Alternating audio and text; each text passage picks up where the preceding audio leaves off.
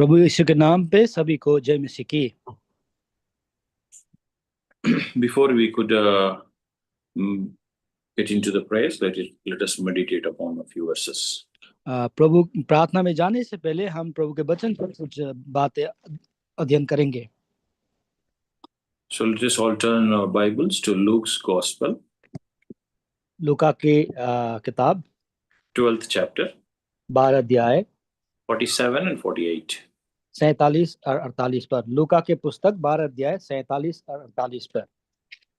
Can you help us in reading, brother? ये page number 107 पे है, नया नियम पे, लूका 12 अध्याय 47 और 48। वो दास जो अपने स्वामी की इच्छा जानता था और तैयार ना रहा और ना उसकी इच्छा के अनुसार चला, बहुत मार खाएगा। परंतु जो नहीं जानकर मार खाने के लिए योग्य काम करे, वो थोड़ी मार खाएगा। इसलिए जिसे बहुत दिया गया है उससे बहुत मांगा जाएगा, और जिसे बहुत सौंपा गया है उसे बहुत लिया जाएगा। Let us seek the help of the Lord in prayers. हम प्रार्थना में प्रभु से सहायता मांगेंगे। Our gracious and loving and living Heavenly Father, Lord of Almighty and Eternal God, I praise Thee and I thank Thee, Lord, for wonderfully helping us, Lord, to gather in this way. Gracious Lord, it is a privilege for us to call you, Lord, Abba the Father. It is your greatness that, Lord, you loved us so, Lord, and widely that, Lord, we could be, Lord, unite in your name. Gracious Father, help us in meditation, Lord. Help us that, Lord, these words may speak to us. These words may encourage us. Lord, these words may saturate us and prepare us for thy second coming. Gracious Father, anoint me also with thy precious blood. Gracious Father, I humble myself and, Lord, empty myself in front of thee. Whatever the word speaks, Lord, will be spoken here. It may all be from yours. Lord, Lord, bless me. And also help us in translation. Lord, give me the heavenly wisdom. I may glorify you at every part of this word sharing. Thank you, Lord, for giving us this word. We submit this prayer in the mighty and matchless name of my Lord and Savior Jesus Christ. Amen. So in these many days, there was some light reflections. So finally, I found it that I should sit on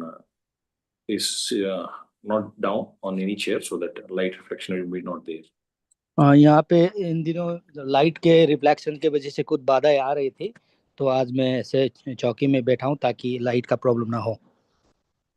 As we have seen, as we read these words, few might got thinking that what's the prayer point is there in these verses. जब हम इस पद को पढ़ते हैं तो हमें जान पड़ता है कि इसमें क्या ही प्रार्थना के विचार होंगे। For a believer, when he lives a Christian life, his ultimate destination is to live with the God in eternal kingdom. जैसे मसीह के होने के नाते एक विश्वासी का काम है कि वो प्रभु के साथ अनंत राज्य के लिए जिए। So we need to be preparing throughout this life. इस जीवन में हम हमेशा तैयारी के साथ रहना है। So during this preparation, इस तैयारी के दौरान in our day-to-day life, हमारे दिन रोजमर्रा के जीवन में, in a spiritual life, हमारे आत्मिक जीवन में, and in our church life, हमारे मानलिक जीवन में, we need to allow many corrections in our life. हमारे हमारे अंदर हमें बहुत सारी हमें ठीक ठाक करने की जरूरत है। So this is how God is talking to us week after week. He encourages us. जैसे हम हफ्ता पे हफ्ता प्रभु हमसे बात करके हमें प्रोत्साहन करता है। We should not be such a believer, those who always ask the Lord for the things, and sometimes we need to be a believers like how we should be for the Lord. हम ऐसा विश्वासी नहीं होना है जब भी हमेशा ही प्रभु को भौतिक चीजें मांगा करे, लेकिन कभी हमें प्रभु को देना भी पड़ता है। So whatever the verses, what we read now is going to prepare us for his kingdom. जितने भी पद अभी हमने 2 पद पढ़े हैं, ये प्रभु के राज्य के लिए हमें तैयारी करेगा। Means we need to pray for our spiritual life. We need to carve ourselves through the word of God so that we'll get those rewards from the heaven. हाँ, जैसे हमने अपने आत्मिक जीवन के लिए और प्रभु के लिए हमें अपने आप को इच्छुक बनाना है। Will not take much time. We will quickly get into the prayers. I can see some almost 18 to 19 connections on there. Get into much prayer time.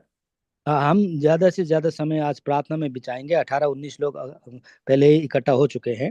So in these verses, Lord teaches us an important spiritual truth. इस पद के द्वारा प्रभु हमें एक अद्भुत आत्मिक बातें सिखा रहा है। Like we say that those who sin in ignorance will receive a small punishment. वो अनजान होने के लिए के कारण अगर पाप किया तो वो छोटा सा उनको दंड मिलेगा। If the same sin is done knowingly, will receive a great punishment. अगर वो पाप जानबूझ के किया जाए तो उसके लिए बहुत ज्यादा दंड मिलेगा। I repeat, those who sin ignorantly, unknowingly, will receive a less punishment than those who knowingly do that sin. जो लोग बिना अनजान में पाप करते हैं उनको थोड़ा कम दंड मिलता है, लेकिन जो लोग जानबूझ के पाप करते हैं उसको बहुत बड़ा दंड मिलता है। So in Old Testament also in Numbers 15 that there is a punishment. There is no forgiveness for the sins who did it knowingly. जैसे हम गिनती के किताब 15 अध्याय में देखे पुराने नियम में, तो जानबूझकर किया हुआ पाप का क्षमा नहीं था। Now whatever we said, there is punishment, less punishment and more punishment. यहाँ पे कम दंड और ज्यादा दंड के बारे में हम देख रहे हैं। Means the punishment is common. लेकिन दंड मिलना ही है। So we always focus upon the heaven. Now I think there is a degree of punishments in the hell also. जैसे हम स्वर्ग में भी हम पाप की यहाँ पे देखते हैं, तो यहाँ पे नरक में भी पाप का कुछ दर्जा होगा। We're not going to study or learn about what the things which will be happening in the hell, but we'll focus on our spiritual life. हम नर्क में क्या होगा क्या नहीं होगा वो नहीं देख रहे हैं, लेकिन हम अपने आत्मिक जीवन के बारे में कुछ मनन करेंगे। Means those who heard the gospel of Christ but have deliberately rejected it, they will get a greater punishment. जिस किसी को भी प्रभु यीशु मसीह का सुसमाचार मिला और जानबूझ के उनको इनकार किया तो उनको ज्यादा दंड मिलेगा। But those who have never heard about the gospel, they will receive a lesser punishment. लेकिन कभी किसी को कभी उसको सुसमाचार सुनने का मौका नहीं मिला, उसको कम दंड मिलेगा। The same way, there is a different rewards in heaven. इसी तरह वहाँ पे जो हमारे स्वर्ग में विभिन्न प्रकार के हमारे इनाम है वहाँ पे। Means those who have served Christ well and faithfully will receive a greater gift. जो बहुत मेहनत परिश्रम से विश्वास योग्यता के साथ प्रभु का सेवा किया है उसको बड़ा इनाम मिलेगा। Those who are not used Christ's gift well and lived a faithful life will receive a lesser reward. जिसने प्रभु के इच्छा के अनुसार जीवन नहीं जिया और उसको उस तरह से सेवा नहीं किया तो उसको कम इनाम मिलेगा। So my beloveds, we should not misuse our gifts. इसलिए हमारे अपने दान का दुरुपयोग नहीं करना है। Let us not waste what God has given to us. जो दान प्रभु ने हमें दिया है उसको हम ऐसे ना फेंके। He has given us a spiritual gifts. उन्होंने हमें आत्मिक दान दिया है। He has given earthly gifts. और उन्होंने हमें संसारिक का दान दिया है। Like health, education and wealth. हमारे जो शिक्षा है, हमारे जो शरीर है वो दिया है। We should take care of all those gifts which God has given to us. जितने भी दान प्रभु ने हमें दिया है हमें उसको देख रेख करना है। Means in our life we should have a very disciplined life. हम अपने जीवन को अनुशासन के साथ जिए। So it is very important for a believer that where we stand in our life. इसलिए हम कहाँ पे खड़े हैं आत्मिक जीवन में इसको जानना जरूरी है। So what is our spirituality? हमारा आत्मिक क्या है? What gift God has given to us? प्रभु ने क्या दान हमें दिया है, Am I using it correctly or not? क्या हम उसको ठीक से प्रयोग कर रहा हूँ या नहीं, Am I using that gift to glorify the God or not? क्या मैं उस दान को प्रभु को महिमा देने के लिए प्रयोग में ला रहा हूँ या नहीं। Am I knowingly doing the sin? Then God is going to punish us more. या अगर मैं जानबूझ के कोई पाप कर रहे हैं तो प्रभु हमें उसके ज्यादा दंड देगा। Means we need to allow the Lord to correct us. इसलिए हमें प्रभु को होने देना है कि प्रभु हमें जांचे। Who is going to teach us that whether we are doing correct or wrong, whether we are doing sin or not? हमें कौन सिखाएगा कि हम सही कर रहे हैं नहीं या पाप कर रहे हैं नहीं। The Lord is and His Holy Spirit is going to teach us, guide us that whether we are doing it correct or not, whether we are doing the sin or not. प्रभु का आत्मा ही हमें ये दिखाएगा कि हम सही कर रहे हैं, गलत कर रहे हैं, पाप कर रहे हैं या नहीं कर रहे हैं। These weekly meetings will help us to become stronger. It makes our character to be stronger in the Lord, so that in our day-to-day life we will be rewarded in coming days. ये साप्ताहिक सेवा इसलिए रखा जाता है कि हम दिन प्रतिदिन के जीवन में हम अपने आप को जांच करके आत्मिक तौर से बढ़े। Let us turn our Bible to Psalm 94, bhajan Samhita 12th verses. 94 94 12th, 1 2.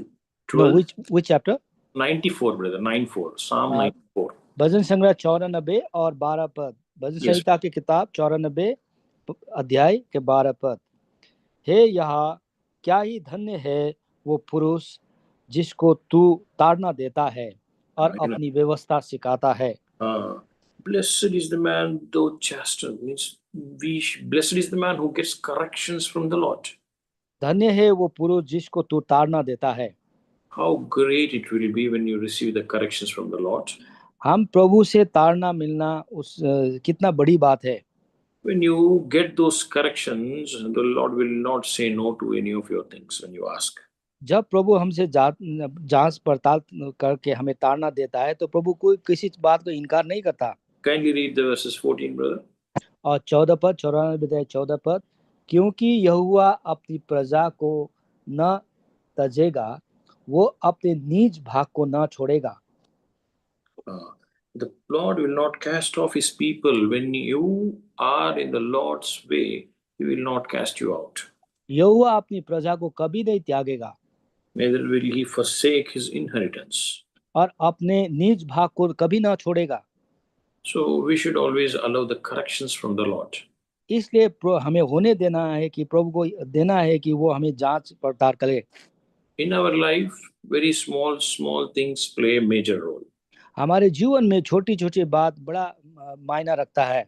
As we read from the Luke's Gospel 12th chapter 47 and 48. जैसे हमने लूका की किताब 14 अध्याय 47-48 में पढ़ा। Knowingly, if you say one lie is also very dangerous for us. एक झूठ बोलना भी हमारे लिए भयंकर बात है। When worldly people around us may say many things, they can do all the wrong things, but as a believer, as a Christian, we should not do those things. जैसे हमारे संसारिक हमारे जो बाहर के लोग हैं वो कुछ भी कर सकते हैं, लेकिन हम प्रभु के मसीह होने के नाते हमें सतर्क रहना है। So we should allow the Lord for His corrections in our life. इसलिए हमें प्रभु को अपने आप को हमें खुद को जांचने देना है। So let us turn to Proverbs. नीति वचन पे आएंगे।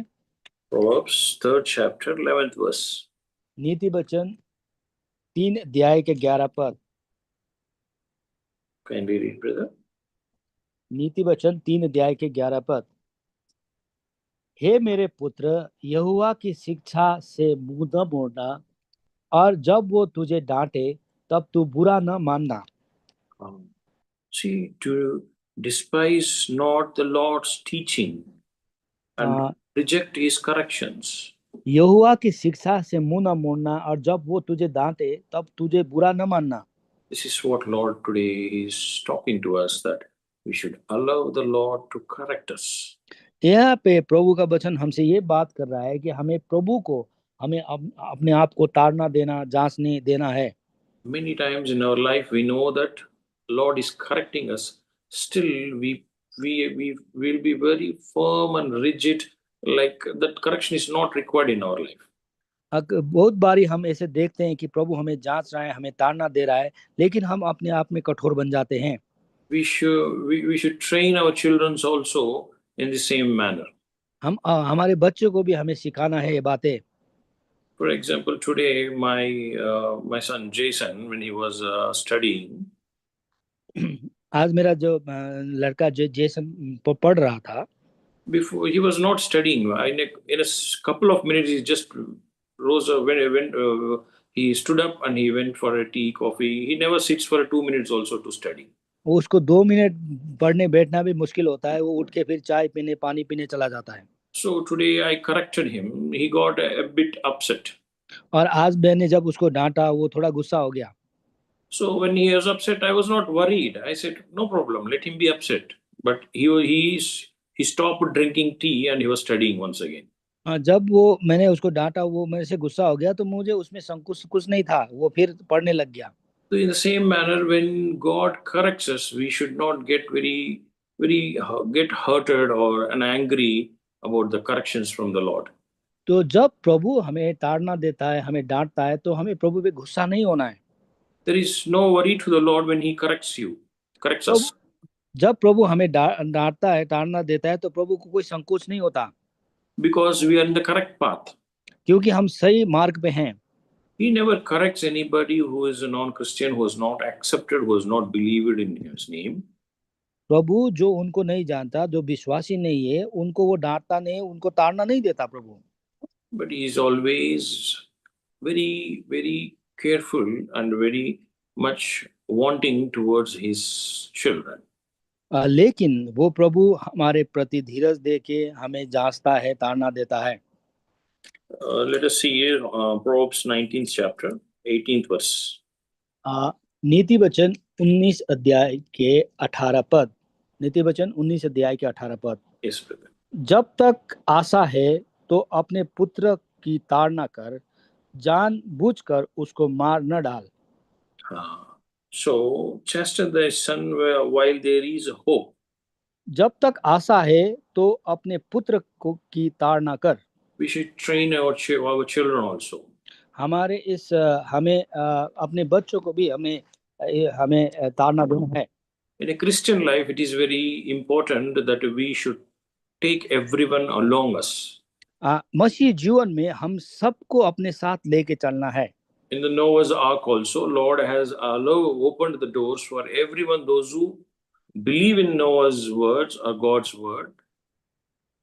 नोआ के जो वो जहाज में भी प्रभु ने जितनों ने नोआ के बात सुनी, उनको सारे जाने का उनको मौका दिया। Means in a Christian life, we should allow, it's our responsibility and a duty to share the gospel and take the beloveds with us into the heaven. हमारे मसीह जीवन में भी हमारा ये काम बनता है कि हम प्रभु के सुसमाचार सुनाएं और औरों को भी हम स्वर्ग में ले जाने का प्रयत्न करें। It is like get into the bus and also take everyone into the bus, because the bus is very big. Everyone will get a seat. So allow everyone. No need to rush. No need to think that I will be the only person to sit in the bus. Nobody is allowed. मानो ऐसा है कि जो बहुत बहुत बड़ी बस है, उसमें जाके हम औरों को भी लेके जाना है, और बस में बहुत बड़ी जगह है। So we, as a Christian, we should have in a heart that we should allow others, we should teach others in the same manner. We need to train our children also in a spiritual way. हमारे मसीह जीवन में भी हमें दूसरों को भी सिखाना है और अपने बच्चों को भी इस तरह से सिखाना है। When there is no correction from the Lord, then the panic will happen in an individual's life. जब प्रभु में जांच पड़ताल जब प्रभु से नहीं होता, तो हमारे जीवन सही रीति से नहीं चलता। Let us turn to Proverbs 29th chapter. नीति वचन 29 अध्याय 18th verse. 18 पद। नीति वचन 29 अध्याय 18 पद। जहाँ दर्शन की बात नहीं होती, वहाँ लोग निकुंज हो जाते हैं, और जो व्यवस्था को मानता है वो धन्य होता है। But he that keepeth the law, happy is he. When there is no vision, the people will perish. हाँ, जहाँ दर्शन की बात नहीं होती वहाँ लोग निर्कुंज हो जाते हैं, और जो Means, व्यवस्था को मानता है वो धन्य होता है। means when there is no message from the Lord, the people will scatter, or there will be no control in the people, those peoples. हाँ, ये मानो जहाँ से प्रभु के संवाद नहीं है, प्रभु के वचन नहीं है, वहाँ पे लोग तितर बितर हो जाते हैं। Let us turn to Hebrews 12th chapter. Which book, brother? Hebrews 12th chapter. Come again. Let us turn our Bible to Hebrews 12th chapter. इब्रानी के पुस्तक 12 अध्याय। The epistle to the Hebrews 12th chapter. इब्रानी 12 अध्याय 5th verses and 6th verses. 12 अध्याय के 5 और 6 पद।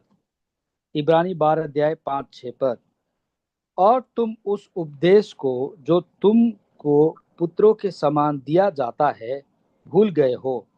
हे मेरे पुत्र, प्रभु की ताड़ना को हल्की बात न जान, और जब वो तुझे घुटके तो सांस न छोड़, क्योंकि प्रभु जिसे प्रेम करता है उसकी ताड़ना भी करता है, और जिसे पुत्र बना लेता है उसको कोड़े भी लगाता है। He corrects और the वो ताड़ना देता है। to whom he does, the people whom he love. ये किन लोगों के साथ करता है? जिनके साथ प्रभु प्रेम रखता है। Whom he love the children who believes in his name. ये किसको प्रेम रखता है? उन लोगों को जो प्रभु के नाम पे विश्वास रखते हैं। So what a beautiful verses it is. कितना अद्भुत सुंदर शब्द है ये। So Lord's training or Lord's correction is very important in our life. इसलिए प्रभु का जांचना, प्रभु का ताड़ना देना हमारे जीवन में बहुत अनिवार्य है। We should allow this episode in our life. प्रभु को ये हमारे जीवन में होने देना है, करने देना है। In today's scenarios, we are not allowing Lord to correct us.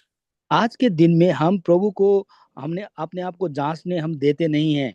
Every individual of us thinks that we are correct what we think, we are correct what we do.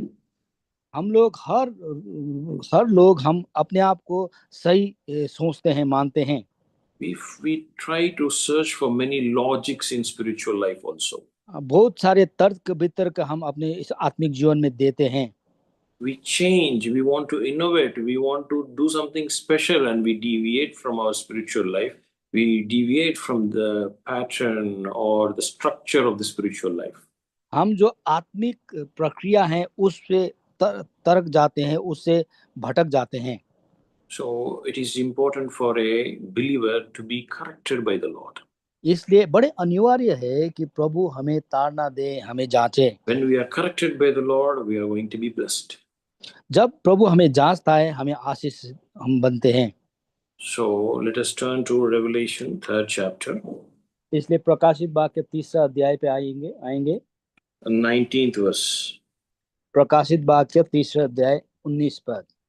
As many as I love, I rebuke and chasten, and be jealous therefore and repent. प्रकाशित 3 अध्याय 19 पद। Yes, brother. Revelation 3rd chapter 19th verse. मैं जिन जिन को प्रेम करता हूँ उन सब को उलाहना और ताड़ना देता हूँ, इसलिए सरगम हो और मन फिरा। So Lord is saying, I warn and I correct those who I love. और मैं जिन जिन से प्रेम करता हूँ मैं उनको ताड़ना देता हूँ। So be sincere and turn away from the sin. इसलिए पाप के मार्ग से हटो। So the Lord today is giving us an opportunity that we may turn back to Him. We may correct ourselves. We may sit right. We may allow correction from the Lord. इसलिए आज प्रभु हमसे बात कर रहा है, हम अपने आप को जांचे, प्रभु को जांचने दें और प्रभु के पास वापस फिरें। Means we need to allow the church correction, the elders correction in our life and in our family. इसलिए हमें हमारे मंडली को प्रभु को हम अपने जीवन में हमारे परिवार को जांचने देना है। Some of few have been given with 1 talent, few of them has been given with 5 talents. One, they doubled it. The both are blessed. किसी को 1 तोड़ा दिया गया, किसी को 5 तोड़ा दिया गया, उसने 2 भाग बनाया और दोनों ने आशीष पाया। But there is a group of people where everyone has been given with the same talents, but some doubled it, some tripled it, some has done it 10 times. So the rewards are very different for them. किसी को बहुत सारे लोगों को एक ही तरह के तोड़ा दिया गया, लेकिन उनमें से कितनों ने उसको 2 गुना बनाया, किसी ने 10 गुना बनाया, उसी हिसाब से उनको इनाम मिला है। This is not a competition, but this is a responsibility, and under the efforts and the dedication and the surrenderness, a Christian life is being rewarded. यहाँ पे कोई कंपटीशन वाली बात नहीं है, यहाँ पे हमारा प्रभु में भक्ति का जीवन और हमारे मेहनत को दर्शाता है, जिसके लिए वो इनाम देता है। So when we talk about the second coming, जब प्रभु का दूसरे आगमन के बारे में बोलते हैं, then we need to think about the rewards the Lord is going to give to us. तब हमारे इनाम के बारे में जो प्रभु हमें देगा उसके लिए हम विचार करेंगे। So as what we saw in the Luke's Gospel 12th chapter 47 and 48, that the punishments are being differentiated according to knowingly or unknowingly. इसलिए हम लूका 12 अध्याय के 47-48 पद में ये देखा कि हमारा जो दंड है वो हमने जानबूझ के किया है और अनजान में किया है, उसका फर्क वहाँ पे दिखाया गया है। So where we stand we know. इसलिए हम कहाँ खड़े हैं हमें पता है। Every Sunday we examine ourselves and take part in the table. हम हर इतवार को हम अपने आप को जांचते हैं और टेबल में से लेते हैं। God knows where we stand, and even every individual knows where we stand. प्रभु जानता है कि हम क्या हमारा हृदय कैसा है, और हर व्यक्तिगत खुद भी जानता है। Are we praying in our day-to-day life, Lord, allow me, Lord, I am allowing to correct. Lord, your intervention is important for me. Lord, correct me. Are we praying in that way? क्या हम दिन प्रतिदिन ऐसे प्रार्थना कर रहे हैं कि प्रभु तुम मुझे जांच ले, तुम मुझे ताड़ना दे। Lord's correction is a blessed thing. प्रभु का ताड़ना देना और जांचना आशीषित बात है। Let us, before we go to prayer, let us read one more verses from 2 Corinthians 5th chapter. प्रार्थना में जाने से पहले 2 कुरिन्थी 5 अध्याय में एक पद पढ़ेंगे हम। 10th verses. Kindly read, brother. 2 कुरिन्थी 5 अध्याय के 10 पद। क्योंकि अवश्य है कि हम सब का हाल मसीह के न्याय आसन के सामने खुल जाए, कि हर एक व्यक्ति अपने अपने भले बुरे कामों का बदला जो उसने देह के द्वारा किए हो पाए। Means when the Lord is coming, you will be rewarded. जब प्रभु आएगा हमें इनाम दिया जाएगा according to our work, हमारे काम के हिसाब से, according to the efforts, according to the Lord's, or the work what we do according to Lord's will. जो प्रभु की इच्छा अनुसार जो हमने कार्य किया या नहीं किया उसके अनुसार दिएगा। Those who are mature Christians must live a better life than an immature Christian. जो हम परिपक्व विश्वासी हैं वो हम जो नादान मसीह है उससे बेहतर जी सकें। So for a new Christian, a small sin is nothing, but for the same small sin is going to be a bigger sin for the mature Christian. जो एक नए विश्वासी के लिए छोटा सा पाप उसका कम दंड मिलेगा, लेकिन वही पाप अगर एक परिपक्व जो विश्वासी करे उसका ज्यादा दंड उसको मिलेगा। We are all being given a responsibility. God will be judging us. हमें सबको उत्तरदायित्व दिया गया है कि प्रभु हमें न्याय करेगा। So are we a mature Christian or we are an immature Christian? क्या हम परिपक्व विश्वासी हैं या हम नए विश्वासी हैं? So let us pray unto the Lord that Lord allow the correction into our spiritual life. इसलिए हम प्रभु से प्रार्थना करें और प्रभु से सहायता मांगे कि हम अपने आप को प्रभु को जांच करने के लिए दे दें।